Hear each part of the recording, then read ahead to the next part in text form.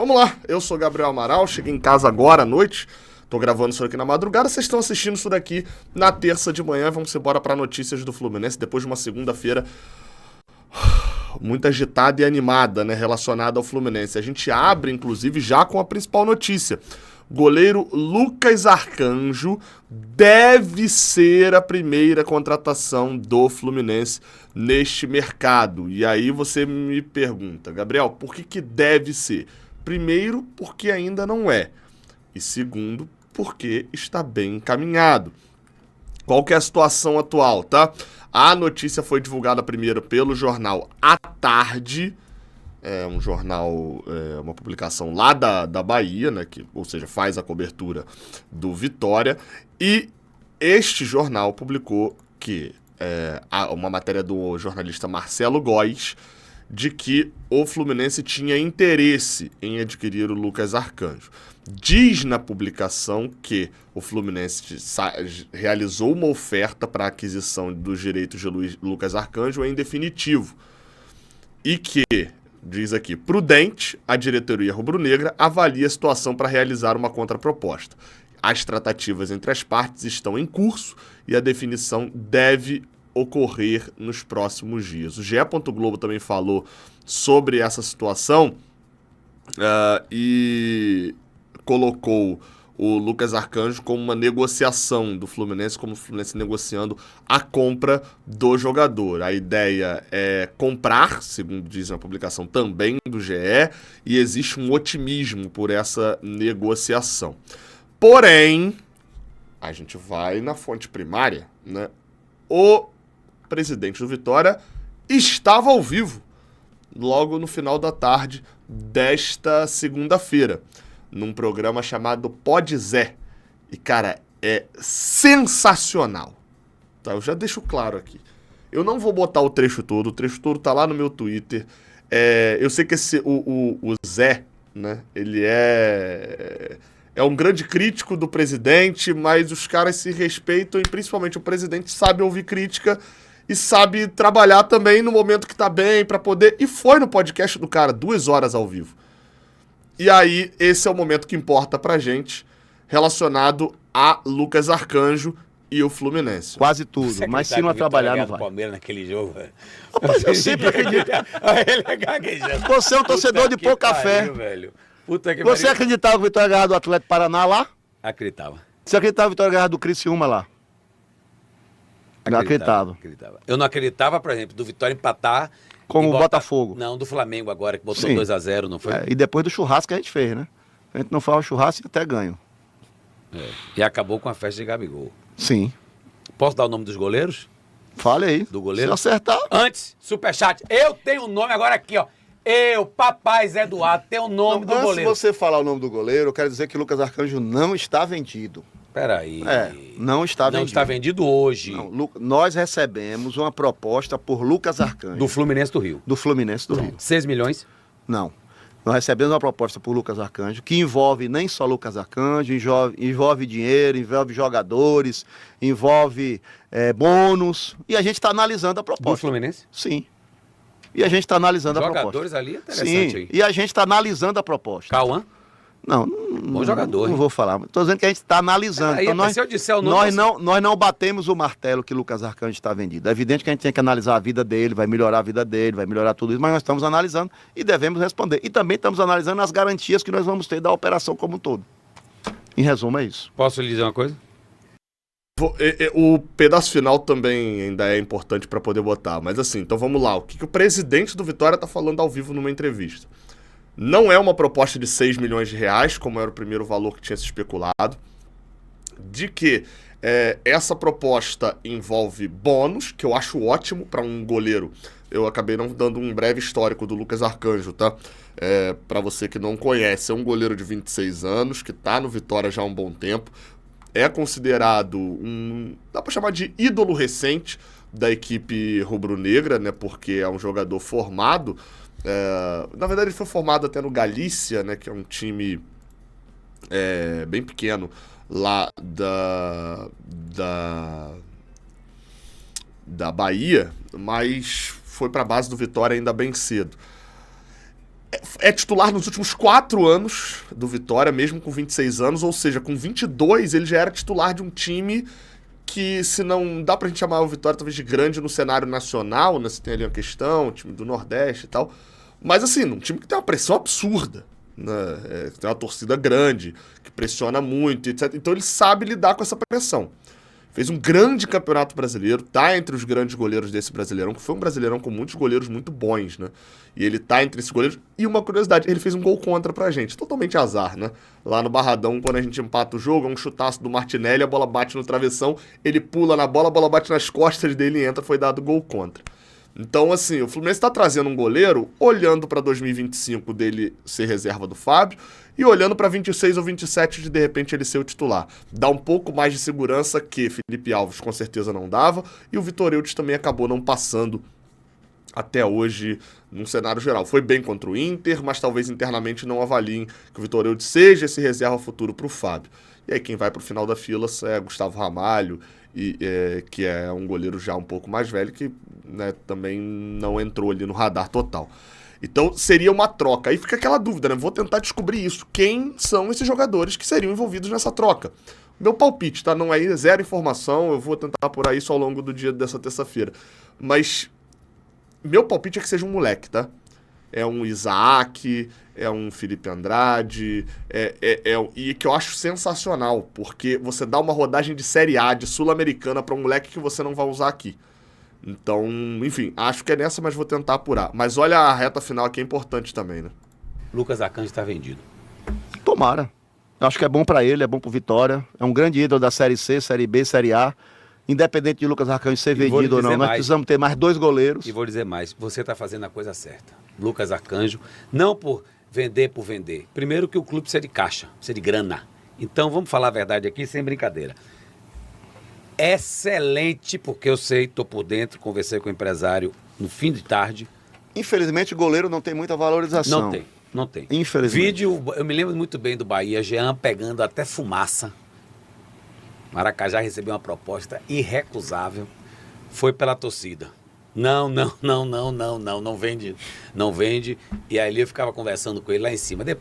Enfim, aí ele continua a história toda, o Bahia não vendeu o Jean e perdeu dinheiro. Mas assim, ou seja, o Zé, né, falou com o empresário confirma que tá tudo alinhavado, o presidente não confirmou ao vivo, obviamente com a prudência também numa questão de contrato, mas ao que parece, Lucas Arcanjo está bem encaminhado com o Fluminense. Vamos tentar descobrir tanto valor, ele fala, né, infelizmente o goleiro não tem uma valorização tão grande no cenário nacional, e é verdade mesmo, o goleiro ele é muito subvalorizado, mas é muito difícil de se achar um bom também. Vamos ver como é que vai ficar essa situação em relação a Lucas Arcanjo. De início, acho uma boa contratação. Deixa eu saber valores. Eles até brincam ali, né? Cauã Elias, pô, óbvio que a gente não vai mandar o Cauã Elias numa troca com o Lucas Arcanjo. Mas.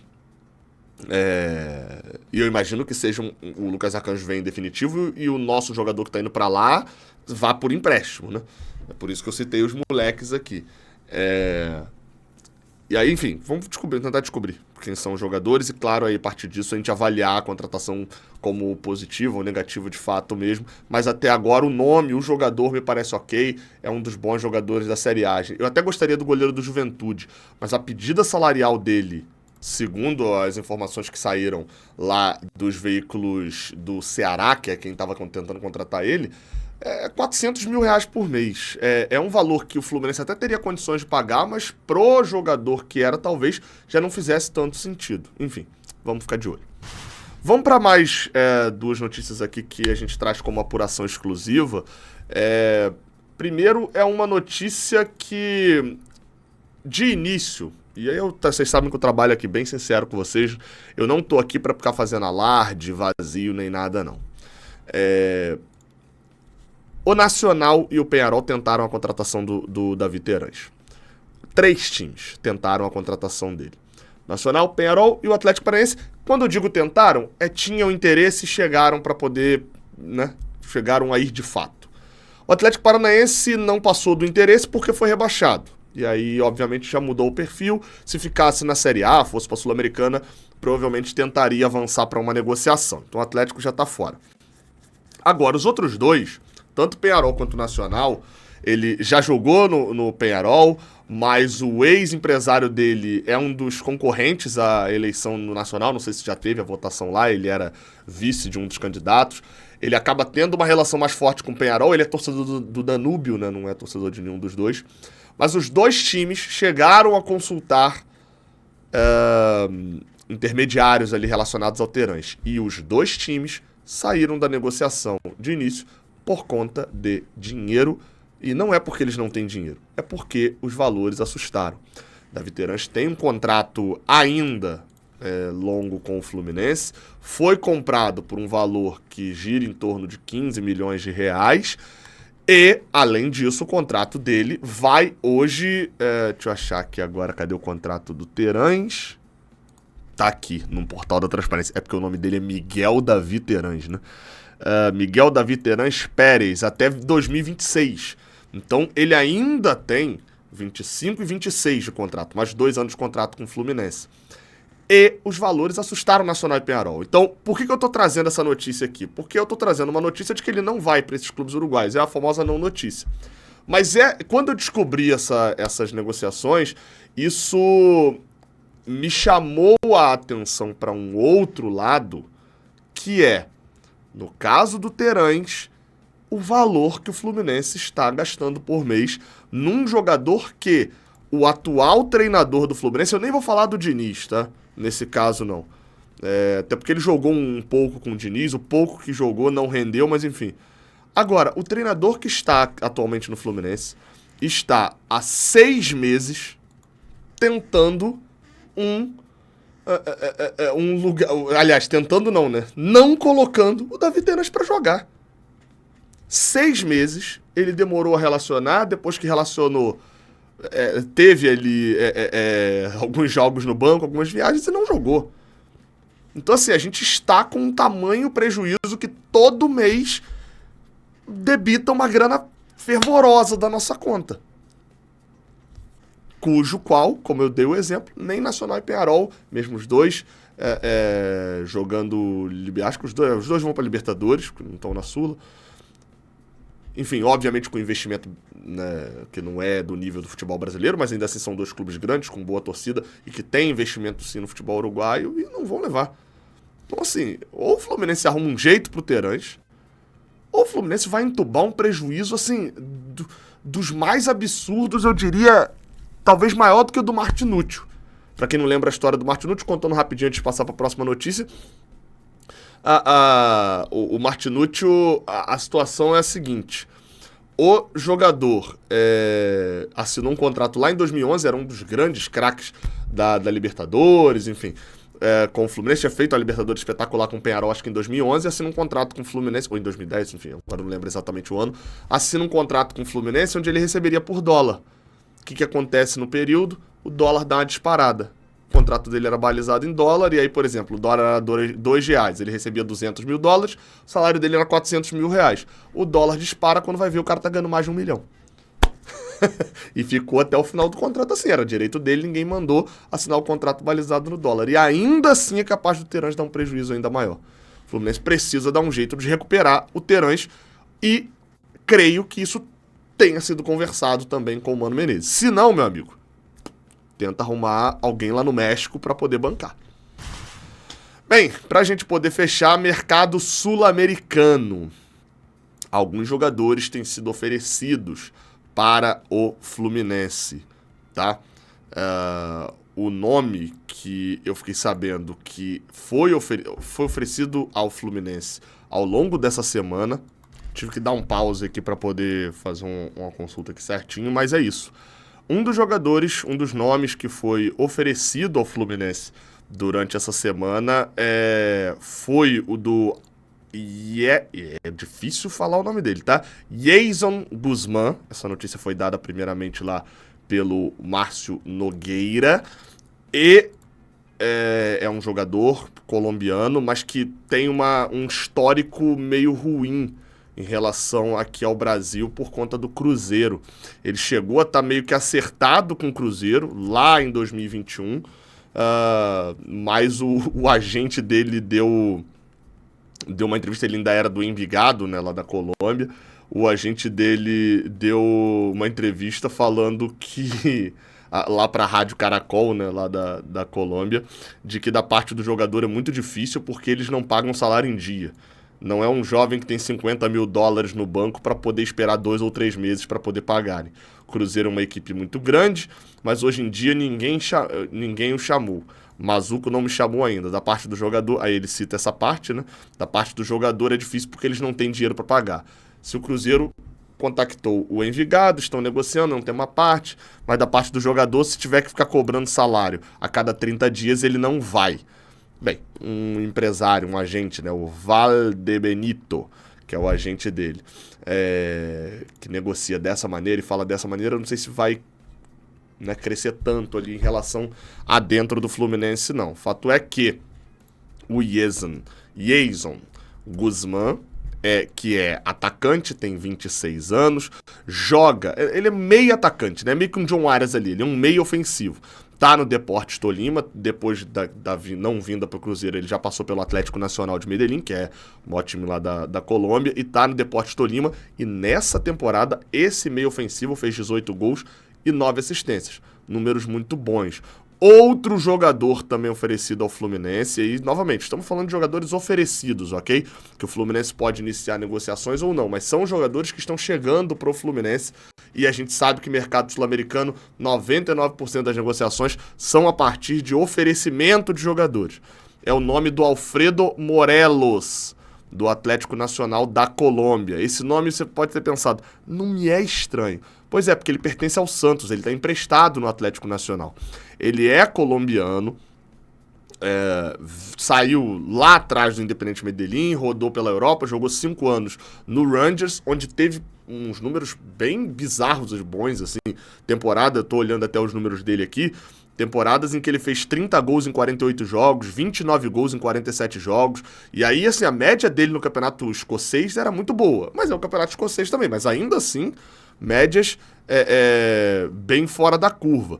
Óbvio, né, tinha toda uma questão ali também do Rangers lá atrás, não jogar ainda competições internacionais, enfim, mas ainda assim a gente estava falando de um Rangers já reerguido na temporada, no campeonato escocês. E aí ele vem para o Santos, joga só um pedacinho de 2023 e em 2024 ele joga boa parte do início do ano e faz 4 gols em 17 jogos, e pelo que eu vi, a torcida do Santos não internamente no Santos ele não foi bem. A torcida tem uma impressão de que ele não funcionou com o Fábio Carille. E aí ele vai emprestado para o Atlético Nacional e por lá tem 10 gols em 16 jogos nessa temporada, o que faz ele ter 14 gols na temporada, né, pela passagem contra o Santos. Tá jogando pelo Atlético Nacional, enfim, tá sendo destaque do time, um dos destaques do time, né, foi campeão da Copa Colômbia, tá na final do Campeonato Colombiano, enfim, e pelo que eu apurei, o Santos não vai dificultar uma liberação de saída do jogador de lá também não. Então pode ser, outro nome que, novamente, como eu falei, oferecido ao Fluminense, e oferecido ao Fluminense, a partir disso pode acabar acontecendo uma contratação, porque o Fluminense pode avaliar positivamente e negativamente, mas são nomes que vão surgindo para o departamento de scout avaliar positivamente ou negativamente. Tem esse olhar no mercado sul-americano, porque o Fluminense ainda tem vagas de estrangeiro sobrando, ainda mais com a saída do John Arias. Porém, existe uma situação que está atrapalhando um pouco nisso. O Fluminense está com pagamentos atrasados, não relativos necessariamente a salários, mas a comissionamentos que acontecem por aí. E aí, enfim, já começa a rodar um assunto de que os melhores jogadores não são oferecidos ao Fluminense. Porque o Fluminense, tal qual lá o agente do Guzmán acabou falando publicamente na época sobre o Cruzeiro, falou sobre salário, nos bastidores as notícias correm mais. Então, enfim, esse é o tipo de situação que pode acabar atrasando, mas, enfim, aquele olhar sobre esses dois jogadores, tanto sobre o Guzmán, que consegui confirmar essa notícia também do oferecimento do jogador, e do Morelos, que pode acabar pintando também por aqui. É isso. Deixa o like, se inscreve, até a próxima, valeu!